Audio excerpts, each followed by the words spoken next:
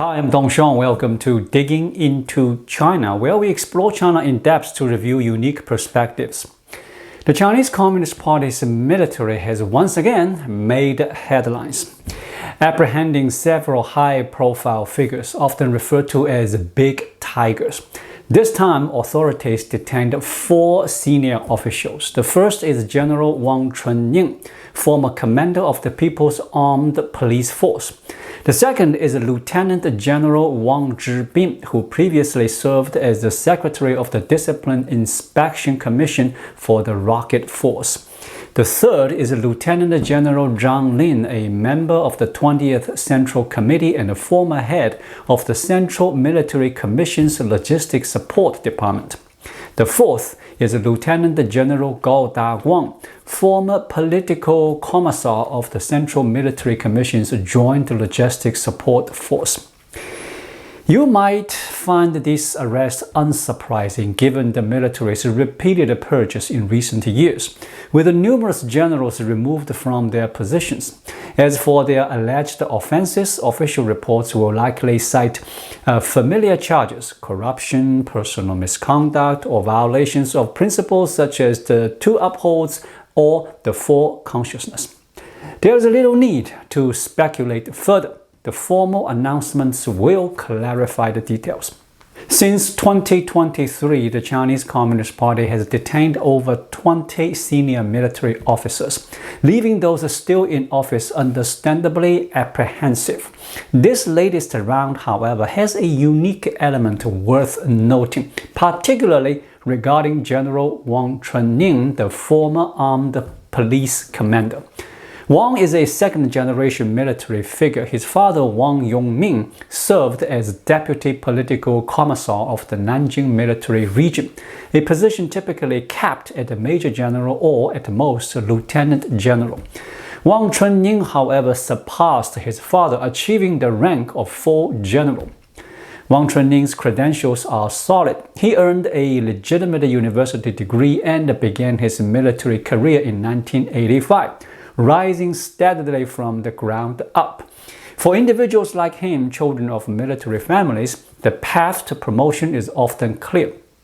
They are assigned to train under their parents' former comrades or subordinates, starting in roles such as regimental chief of staff, regiment commander, division chief of staff, or deputy division commander, which are considered foundational leadership positions. After more than a decade of experience, by the early 2000s, Wang held roles such as head of an Army Group's Equipment Department, Division Commander, Army Group Chief of Staff, Deputy Army Group Commander, and eventually Commander of the 12th Army Group. Typically, reaching this level without exceptional talent marks the ceiling for most officers. In August 2016, Wang was appointed commander of the Beijing Garrison, tasked with ensuring the capital's defense and stability. This role is akin to leading the imperial guard in ancient China, a position of immense importance but also significant risk as it attracts intense scrutiny. Serving in the Beijing Garrison requires being among the most trusted confidants of the leadership. In January 2020, Wang became a standing committee member of the Beijing Municipal Committee and the commander of the Beijing Garrison, a move that marked a turning point in his career. He was subsequently appointed commander of the People's Armed Police Force, succeeding Wang Ning. Why is this role so critical? While the Beijing Garrison is significant, the armed police holds even greater importance. In China, the armed police is, in many ways, more vital than the regular military. Officially, it is a paramilitary force responsible for domestic security, counter-terrorism, border patrols, and maintaining social stability. However, the armed police is equipped with nearly all the same weaponry as the regular army, save for the most destructive heavy weapons. Their gear is top tier, comparable to that of field armies, and includes specialized equipment designed for suppressing domestic protests. Their training and combat readiness are on par with the regular military. The armed police did not always exist in China. It was established after 1989 following the Tiananmen Square protests, when the military was deployed to suppress civilians. In modern societies, unlike ancient China, using the military to quell domestic unrest is highly controversial.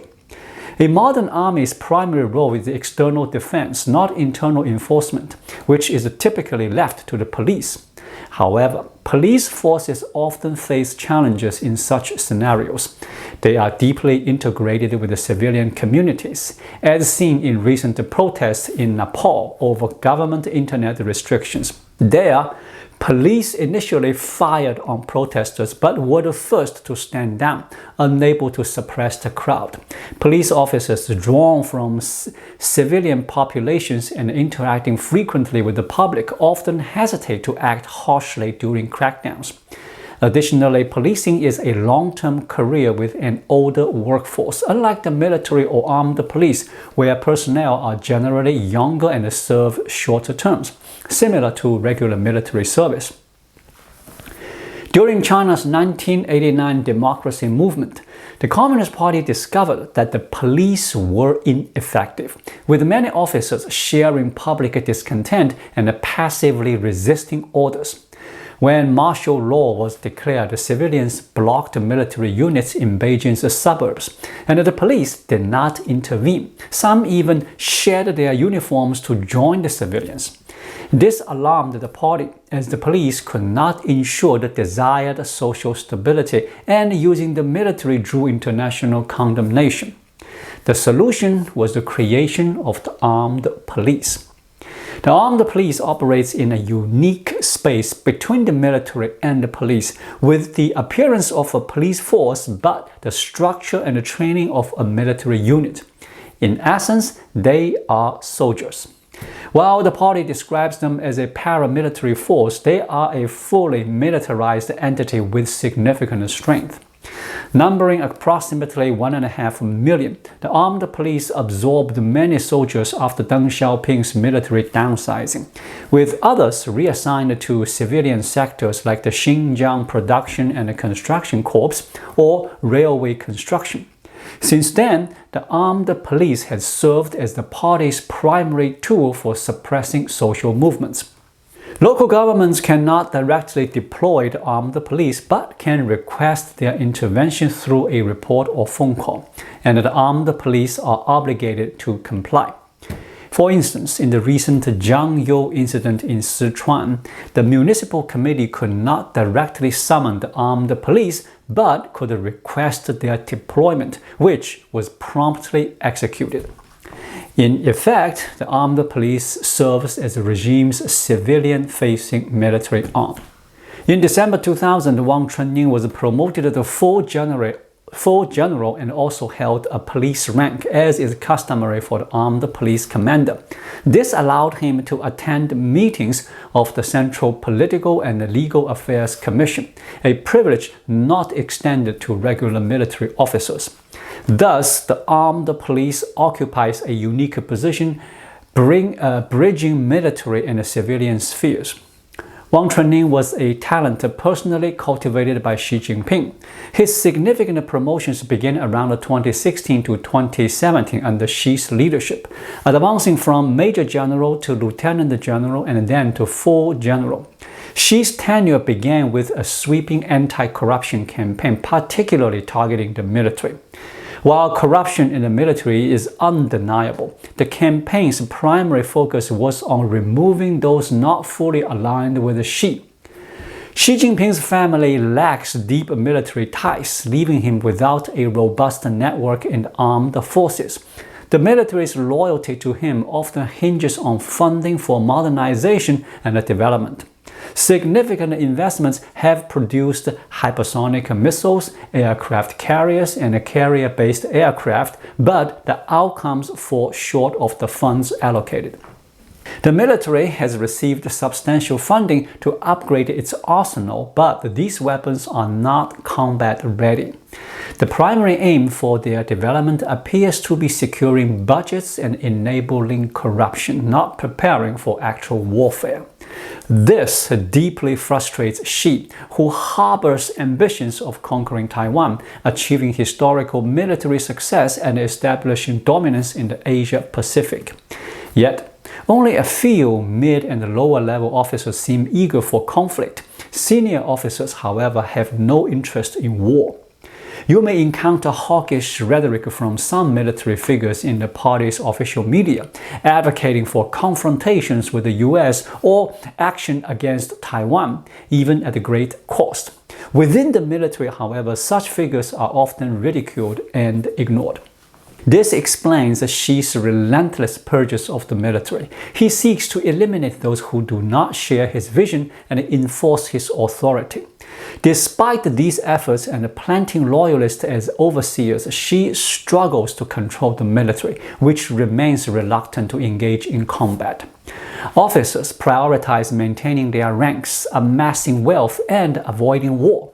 The current purge of the armed police follows the same logic. Though tasked with internal suppression rather than external warfare, the armed police has not executed Xi's directives to his satisfaction. Xi's deep-seated paranoia limits his trust, particularly in those with military backgrounds. Consider Wang Chunning, a second-generation military figure whose father was a lieutenant general, raised among his father's comrades and subordinates. Wang built a network of influence and connections, which naturally breeds Xi's distrust. Xi trusts only those he has personally elevated from the lowest ranks. However, military promotions follow a rigid structure, and Xi, lacking a strong military foundation, has limited access to mid- and lower-level officers. Even if he could reach them, direct promotions from the bottom to the top are impractical. In the Chinese military, advancing beyond the field-grade ranks like a major requires aligning with a faction, and the mid- and senior-level officers belong to established cliques, none of which are Xi's true loyalists. Xi can only promote from senior ranks, but each promotion proves unsatisfactory. After elevating Wang Chunning, who had served in the Beijing Garrison and worked closely with Xi, he still deemed him inadequate after further scrutiny. Xi holds that loyalty must be absolute or it is non-existent. Yet, experienced leaders understand that ability and loyalty are rarely both attainable. Effective rulers prioritize competence over character, valuing results over personal integrity. Xi surrounds himself with loyalists, but their character is often lacking. They seek power and wealth, not conflict. Xi fails to grasp this, believing that the loyalty precludes corruption and that corruption equates to disloyalty. Xi's anti-corruption campaign has never ceased, targeting the military, national security, public security, political and legal affairs, and now the armed police. No one fully earns his trust, as he has not cultivated a truly loyal faction within the military from the ground up. Without the foundation in the armed forces, he cannot establish a loyal base. As he now turns his attention to the armed police, the unfolding events may prove consequential for China's future. Thank you so much for watching. If you find this video helpful, please like it, drop a comment below, and hit the subscribe button right here. It really helps YouTube suggest my videos to others. Also, don't miss out on YouTube's new hype feature. Click the hype button to boost this video on the leaderboard and help spread the word. You get 3 free hypes per week, so use them to support my channel and make a big impact. I'll be back with more content soon. Until then, be well.